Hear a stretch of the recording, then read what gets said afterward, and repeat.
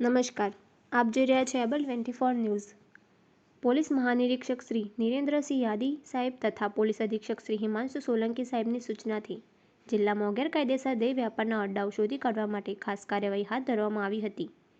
આ અંતર્ગત police inspector પી.એલ. Vaghela સાહેબના માર્ગદર્શન હેઠળ ટીમ દ્વારા બહુચરાજી ટાઉનમાં આવેલા શક્તિ લેન્ડમાર્કના ત્રીજા માળે આવેલ ધ બેલા સ્પામાં રેડ કરવામાં આવી હતી।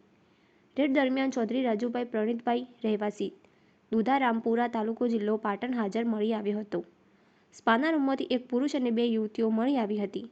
મહિલા પોલીસ કર્મચારીની હાજરીમાં પૂછપરછ કરતા જાણવા મળ્યું હતું કે તેમને દેહ વ્યાપાર માટે બોલાવવામાં આવી હતી અને ગ્રાહક દીઠ રૂપિયા 1000 ચૂકવવામાં આવતા હતા। છેલ્લા 3 દિવસથી આ સ્પામાં દેહ વ્યાપારની પ્રવૃત્તિ ચાલી રહી હોવાનું બહાર આવ્યું છે। આ સમગ્ર કાર્યવાહી દરમિયાન પોલીસે આરોપી વિરુદ્ધ કાયદેસરનો ગુનો નોંધી કાર્યવાહી હાથ ધરી છે અને વધુ તપાસ ચાલુ છે।